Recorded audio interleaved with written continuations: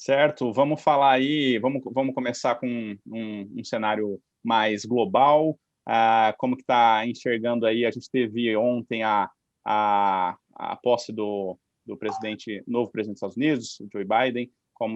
Quais são as expectativas aí que vocês da Eleven estão vendo para esse novo mandatário do mundo, e se são positivas ou negativas para o Brasil? Qual que é a visão de vocês para isso? Bom, vamos lá. De fato, a gente tem, quando fala de internacional, tem muita coisa para ser dita, e eu preciso fazer em cortes, né? Falar em cortes, porque muda a presidência dos Estados Unidos, você muda uma dinâmica brutal de fluxo para o mundo, de ir para o mercado emergente, no qual a gente participa, mas também de uma dinâmica que a gente certamente, algumas coisas que eu gosto de dizer, que 2020 não foi embora. Virou o ano, saiu um zero, entrou um número 1, mas ele não foi embora, sob diversos aspectos, né? Algumas coisas muito firmes de 2020 continuaram para 2021. Então eu pretendo aqui, quando eu te falar de cenário global, eu preciso falar em caixinhas, né? Vamos falar primeiro na questão, a primeira caixinha, que é a eleição americana, o Joe Biden, a chegada dele, né? E aí eu vou tentar sempre trazer a explicação para o nosso lado, daquilo que pode trazer, o que pode refletir para a gente e, consequentemente, para o nosso bolso, né? Para o nosso investimento, né? O Joe Biden ele vem com uma campanha querendo distensionar a relação Estados Unidos e China. Ele vem com uma ideia de voltar ao globalismo, né? Enquanto o Trump, principalmente em 2018, veio com protecionismo, veio com uma ideia gigantesca de Make America Great Again, significa o seguinte: dane-se o resto do mundo, qualquer coisa, é tudo aqui dentro, né? Então, se você vai produzir carro aqui dentro, mas os carros eu posso trazer carro de fora e vender mais barato aqui. Não, se você fizer isso, eu vou taxar. Tudo era dentro dos Estados Unidos. Então, uma política que ele fez algumas coisas muito boas, diminuição dos impostos, ele promoveu a economia e de fato, teve um resultado brutal sobre a taxa de desemprego, que foi a menor em 50 anos, seguro-desemprego foi o menor em 50 anos, uma série de coisas muito bacanas que foram feitas, que foram muito legais, no sentido econômico. Agora, quando ele faz o protecionismo, isso impacta no mundo inteiro, a cadeia global de investimentos, a cadeia global de transações e relações comerciais, em alguma até diplomáticas. E aí o Biden ele vem para reverter esse processo, voltar aos pactos econômicos, toda uma ideia que foi revista por Trump e parece que voltou para a parte original, né? Então, no fundo, Donald Trump fez um 180 e o Biden voltou, fez um 360 e voltamos para o ponto original para a eleição do Trump. E aí, o que isso tem de impacto positivo, né? Havia muito investimento travado, uma demanda muito reprimida, por duas razões. Uma, porque as economias foram fechadas, as fronteiras foram fechadas e foram reabrindo aos poucos por conta da pandemia. E a outra, por conta do investimento represado. Por que eu vou investir ou vou procurar um mercado internacional se a maior economia do mundo rejeita isso? E por que eu vou tentar ali uma coisa com os Estados Unidos se ele rejeita? Então, tinha muita demanda reprimida. Quando o Biden vence, absolutamente tudo isso se reverte e o fluxo sai todo dos Estados Unidos e corre para o resto do mundo.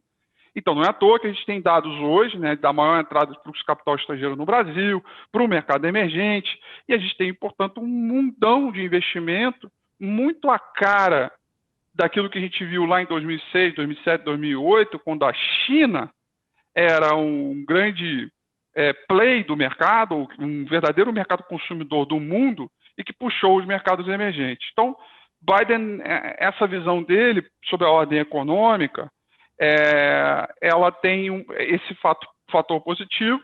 Agora, tem alguns negativos também que a gente tem que ficar de olho, né? Ele fala em subir imposto para as grandes corporações de tecnologia, ele fala muito da ideia de você desprender, de você aumentar a participação do Estado sobre a economia e sobre as empresas, o que pode levar aí a algum intervencionismo, alguma coisa nesse sentido. E aí a gente está ali preocupado, né, em o quanto o mercado pode reverter a ideia de que o mercado de capitais ele será como ele sempre foi, por conta dessa maior participação do Estado americano sobre a economia. Então, essa é a caixinha do Joe Biden. Aí tem uma outra... Pode falar. Não, pode falar.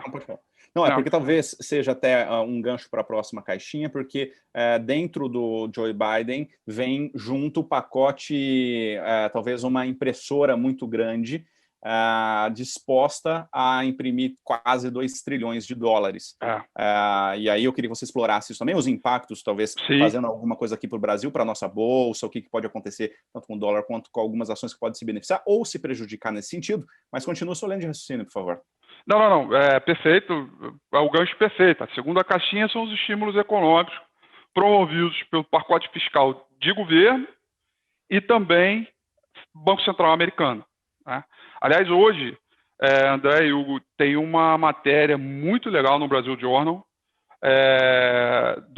de um gestor, o Seth Clarkman, que é um gestor de um hedge fund gigantesco, um cara de 30 bi de dólar, e ele fala um pouco do que eu estou dizendo aqui, né? Que é o seguinte, que aí é uma coisa que eu digo, né? Que 2020 não foi embora. Os programas de estímulos e a impressora ligada a essa expressão que você usou, que é muito boa, ela está ali a pleno vapor, e isso mitigou ou neutralizou completamente os mecanismos de risco, todos eles, todos. Assim, por que eu vou me preocupar com o risco se der ruim? O governo ou o Banco Central vão me ajudar. Basicamente, assim, bem objetivamente é isso, né? E isso continua para 2020 e ainda vem aí um outro pacote econômico gigantesco, que economia na veia, consumo e varejo na veia, porque é depósito em dinheiro para cada cidadão americano, né? E que certamente você jumba a economia, mas você tira o aspecto de mecanismo de troca num ambiente de estresse, porque você só tem uma ponta, que é a compradora, porque a vendedora é o Banco Central. Então, você cria uma leniência, um mercado pouco preocupado com riscos, e a gente muda um pouco essa dinâmica. E isso é algo que o fato de não ter preocupação com risco significa que nós estamos diante de um ambiente extremamente arriscado, né? Porque por não pisar em algo que a gente nunca viu na vida, na história dos mercados de capitais. Então, talvez estamos postergando esse risco, ou seja, totalmente. Tudo isso que está acontecendo agora é só para tapar o buraco, mas um dia a conta chega. Talvez... vai chegar. Isso eu não tenho certeza. Eu não sei se vai ser quando eu ainda estiver trabalhando no mercado. Talvez eu me aposente e não chegue. Mas vai chegar, porque não é possível. E a gente teve um pouco disso no finalzinho de 2017, virando 2018, quando o Banco Central americano falou: olha, eu vou parar aqui um pouquinho do programa de recompra e vou tentar aí fazer uma reversãozinha a bolsa imediatamente despencou. Não, veja bem, não é bem assim não, tal, normalização de política monetária e por aí vai. E aí essa matéria do Brasil Journal fala muito isso, tá? Essa matéria do Brasil Journal fala que do quanto os investidores, o quanto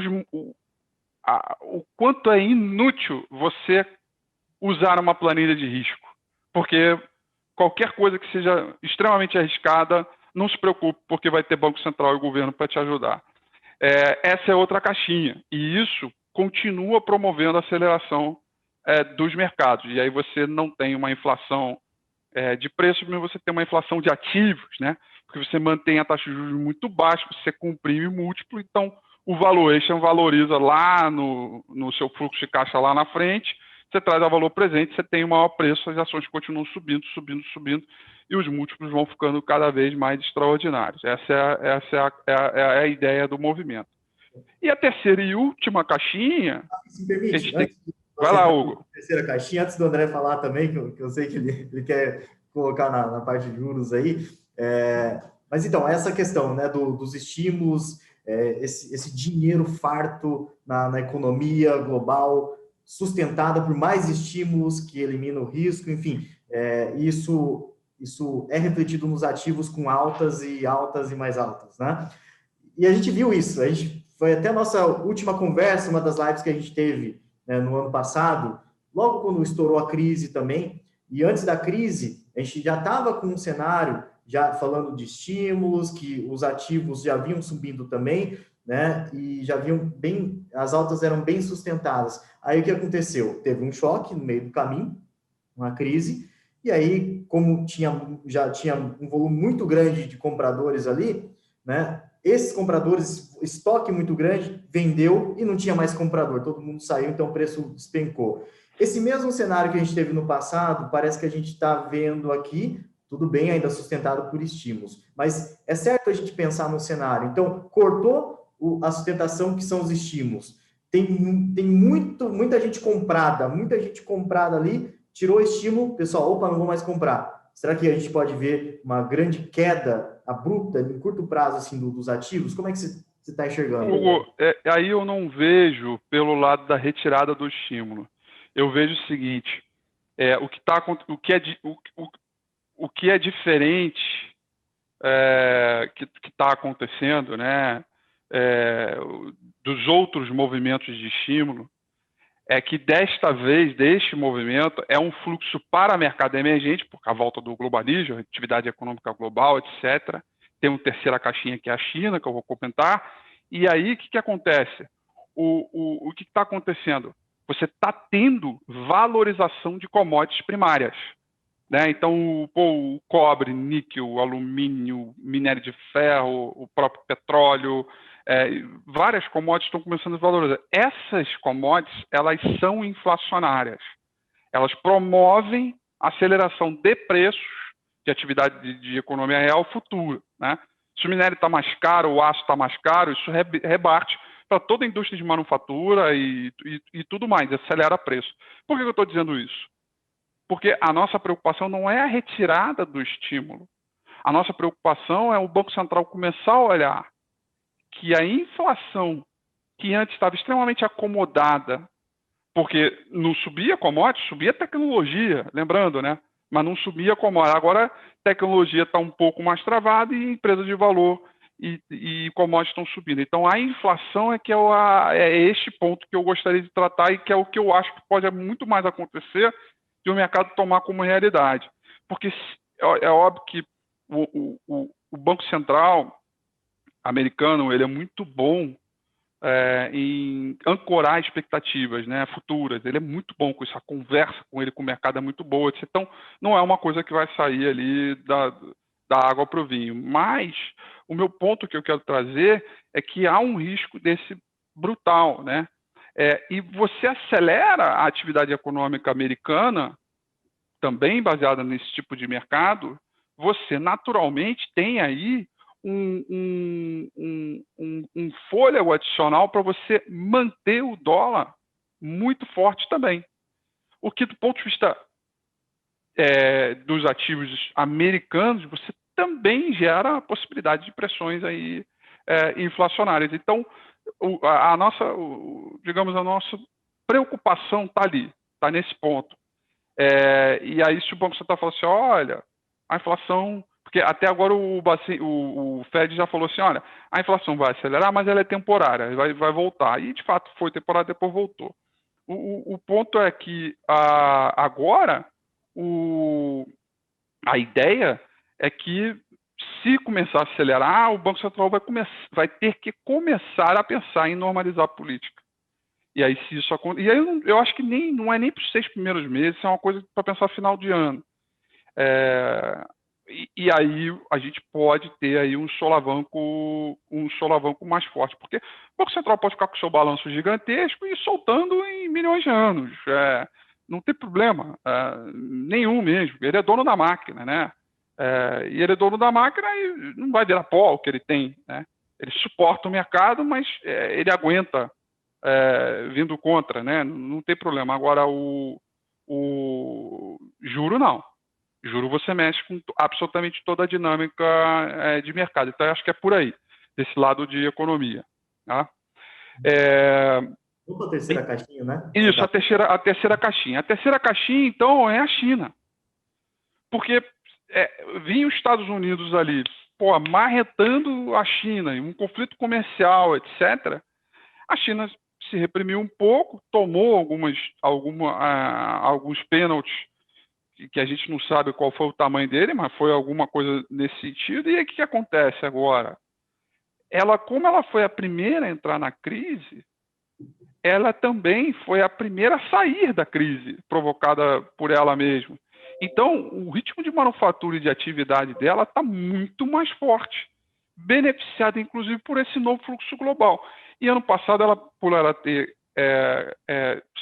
tido essa velocidade toda, ela acelerou muito o teu processo e a tua participação no índice de mercado emergente. Então, a moeda dela hoje está mais corriqueira, a offshore, evidentemente, né? O ritmo de atividade para ela hoje tem uma participação maior de investidor estrangeiro nas estatais. Então, você tem uma economia muito mais de mercado. E o maior parceiro comercial brasileiro não é os Estados Unidos, é a China. Então, quanto maior estímulo econômico por lá, melhor por aqui. E o nosso índice Bovespa ele é extremamente comoditizado. Então, é capaz, inclusive, isso é uma declaração que eu tenho repetido constantemente, é capaz, inclusive, de dizer o seguinte, que o mercado brasileiro, o Ibovespa, ele pode até se valorizar com um ambiente de economia ruim no Brasil, porque vai ser muito mais ligado às commodities, né, por ser influência do mercado internacional, como a gente viu aí desse último rally de 93 mil pontos até agora, do que propriamente uma coisa ligada à nossa atividade de economia real andando. Então, a ela é um terceiro play, tem uma participação muito importante. Eu me lembro muito bem na minha época, lá atrás, quando eu ainda estava lá na mesa de operação, operando o investidor estrangeiro na agrocorretora, quando em 2006 para 2007, a gente começou a ver um crescimento da China, a China resolveu abrir mercado, o crescimento econômico, ela foi o verdadeiro mercado consumidor do mundo e as bolsas todas ligadas a economias emergentes explodiram. Então, eu acho que a gente tem um pouco dessa relação para acontecer agora, esse ano, o que é extremamente positivo. Esses são os lados desse globalismo que a gente tem que ficar de olho, e eu acho que a gente tem muita coisa local para tratar, tá bom? Mas o cenário global, para mim, é um cenário que ele é um pouco mais fácil de lidar do que o cenário local, certamente.